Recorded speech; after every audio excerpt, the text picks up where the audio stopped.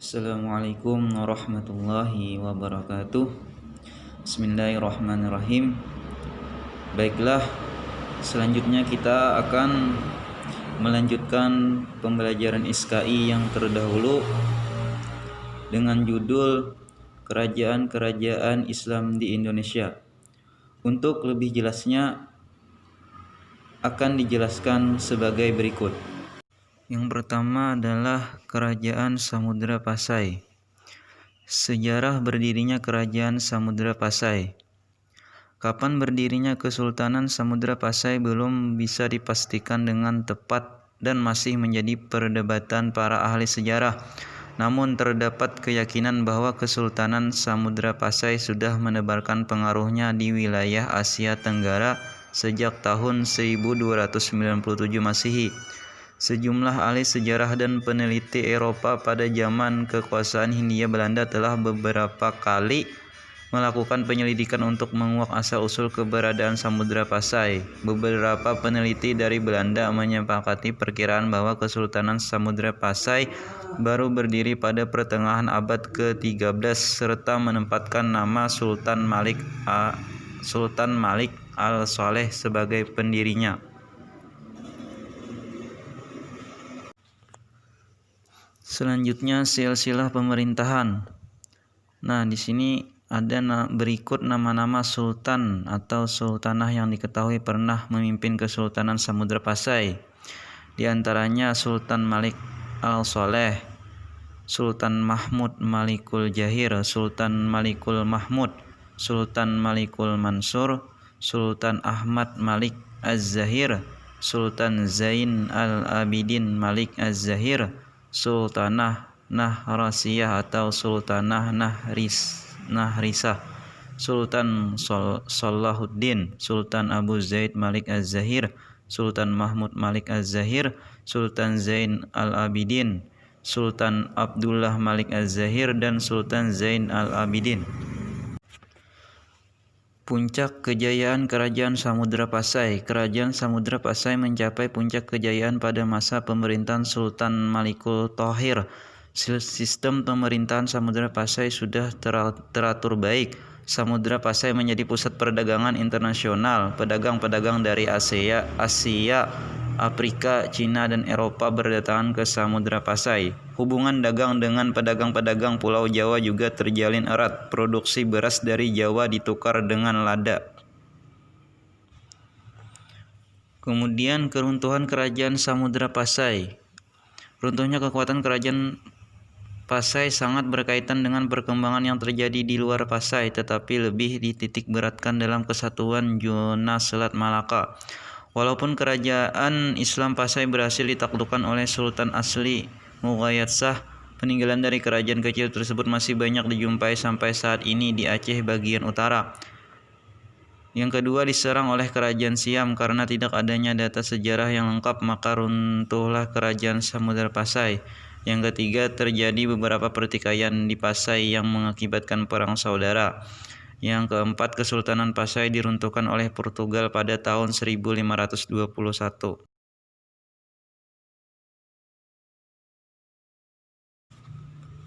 Nah, selanjutnya sejarah Kerajaan Aceh. Kerajaan Aceh berdiri menjelang keruntuhan Samudra Pasai.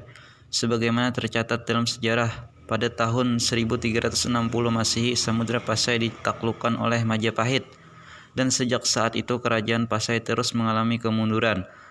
Diperkirakan menjelang berakhirnya pada abad ke-14 Masehi, Kerajaan Aceh Darussalam telah berdiri dengan penguasa pertama Sultan Ali Mughayat Shah yang dinobatkan pada Ahad 1 Jumadil Awal 913 Hijriah atau tahun 1514 Masehi. Nah, selanjutnya ini ada silsilah raja-raja Aceh. Nah, itu ada beberapa raja yang ditampilkan. Ya, yang selanjutnya ini ada keruntuhan Kerajaan Aceh.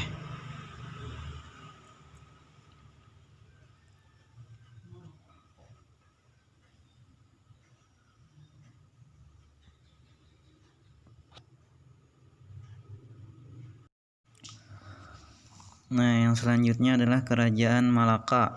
Awal berdirinya Kerajaan Malaka tidak diketahui secara pasti. Menurut beberapa versi, Kerajaan Malaka didirikan oleh seorang pangeran dari Palembang bernama Parameswara. Ia lari ke Malaka ketika terjadi serangan dari Majapahit. Ia mendirikan Kerajaan Malaka sekitar tahun 1400 Masehi. Pada mulanya, Parameswara adalah seorang raja yang beragama Hindu setelah memeluk Islam dan mengganti namanya menjadi Iskandar Shah 1400 sampai 1414 Masehi. Raja pertama ini kemudian digantikan oleh Sultan Muhammad Iskandar Shah. Selanjutnya, raja-raja yang berkuasa di Malaka adalah Sultan Muzaffar Shah, Sultan Mansur Shah, Sultan Alauddin Shah, dan Sultan Mahmud Shah. Kerajaan Malaka mengalami kemunduran setelah Malaka dikuasai oleh Portugis di bawah pimpinan Alfonso de Albuquerque tahun 1511 Masehi. Dengan demikian, kekuasaan politik Kerajaan Malaka hanya berlangsung kurang lebih 1 abad.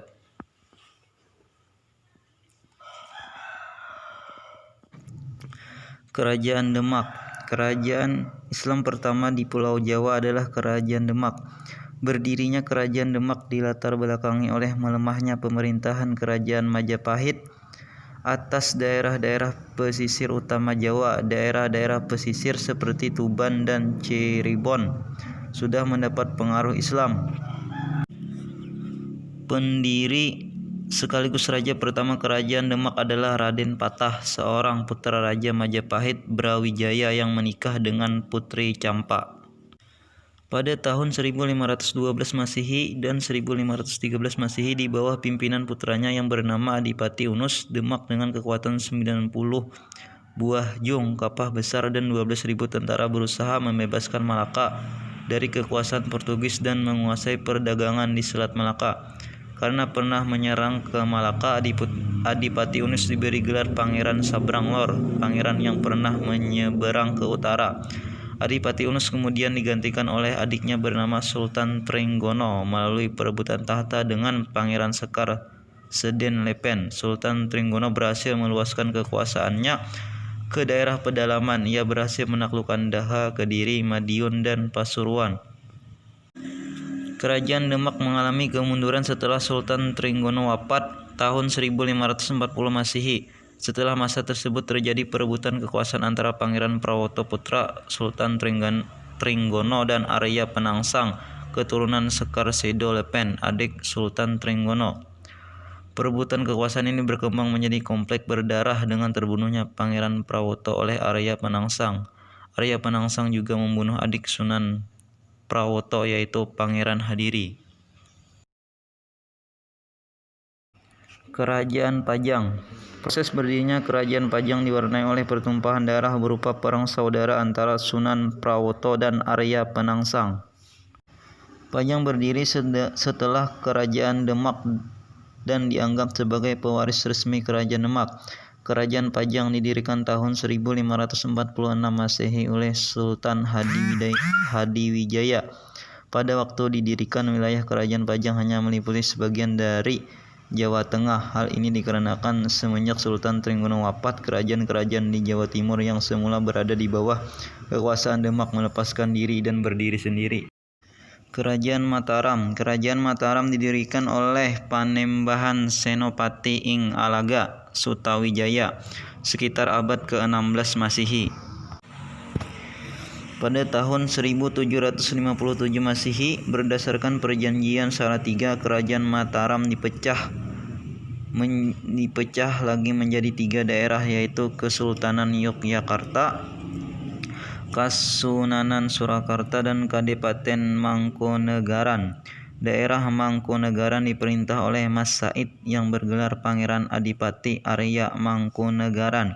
Pada tahun 1813 Masehi, Kesultanan Yogyakarta dibagi menjadi 2 kerajaan, yaitu Kesultanan Yogyakarta dan Kadipaten Pakualaman. Kerajaan Pakualaman diperintah oleh Pakualam yang semula adalah Adipati Kesultanan Yogyakarta Dengan demikian kerajaan Mataram akhirnya terbagi menjadi 4 kerajaan, yaitu Kesultanan Yogyakarta, Kesultanan Surakarta, Kadipaten Mangkunegaran, dan Kadipaten Pakualaman. Dengan adanya perjanjian berakhirlah riwayat kerajaan Mataram yang pernah menguasai hampir seluruh Pulau Jawa. Kerajaan Cirebon. Cirebon merupakan daerah kekuasaan. Pendiri kerajaan Cirebon adalah Sunan Gunung Jati yang merupakan wali Songo. Ia menyebarkan Islam di Jawa Barat. Nama Sunan Gunung Jati sering dikaitkan dengan berdirinya Jayakarta atau Jakarta yang semula bernama Sunda Kelapa. Menurut salah satu cerita di Banten, Sunan Gunung Jati adalah Fathahilah yang berkeinginan untuk menyebarkan Islam di kota-kota penting Pajajaran. Akan tetapi sumber-sumber sejarah Cirebon mencatat bahwa Sunan Gunung Jati dan Fathahilah adalah dua orang yang berbeda. Pada masa pemerintahan Fathahilah, Kesultanan Cirebon berkembang sebagai pusat perdagangan dan penyebaran agama Islam di Jawa Barat. Dari Cirebon, Sultan Gunung Jati mengembangkan Islam ke Majalengka, Kuningan, Kawali, Banten, dan daerah lain di Jawa Barat pada tahun 1570. Sunan Gunung Jati wafat dan dimakamkan di Gunung Jati, Cirebon, Jawa Barat. Banten segera tumbuh menjadi pelabuhan penting di Selat Sunda setelah Malaka jatuh ke tangan Portugis tahun 1511. Hal itu disebabkan pedagang dari Gujarat, India, Timur Tengah, dan Arab enggan berlabuh di Malaka setelah dikuasai Portugis. Pada tahun 1552, Fathahilah menyerahkan pemerintahan Banten kepada putranya Hasanuddin. Di bawah pemerintahan Sultan Hasanuddin, Banten cepat berkembang menjadi besar. Wilayahnya meluas sampai ke Lampung, Bengkulu, dan Palembang. Raja Banten berikutnya adalah Sultan Ageng Tirtayasa. Di bawah pemerintahan Sultan Ageng Tirtayasa, kerajaan Banten berhasil mencapai kejayaan. Sultan Ageng Tirtayasa berusaha keras mengusir kekuasaan armada dagang Belanda VOC dari kerajaan Banten. Pemerintahan Banten mendukung usaha Mataram untuk mengusir Belanda dari Batavia, namun demikian usaha ini mengalami gagal. Sultan Haji dengan dukungan Belanda timbul persengketaan dan perang saudara. Banten mulai dikuasai oleh Belanda di bawah pemerintahan Sultan Haji. Kerajaan Gua Talo atau Makassar. Kerajaan Makassar terbentuk dari dua kerajaan di Sulawesi, yaitu Gua dan Talo.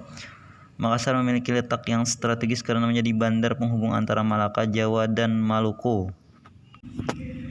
Sultan Alauddin adalah Raja Makassar pertama yang memeluk agama Islam. Ia berkuasa dari tahun 1509 sampai 1636 Masehi. Pada masa pemerintahan Sultan Hasanuddin, kerajaan Makassar mencapai puncak kejayaan. Ia berhasil membangun Makassar menjadi kerajaan yang menguasai jalur perdagangan wilayah Indonesia bagian timur.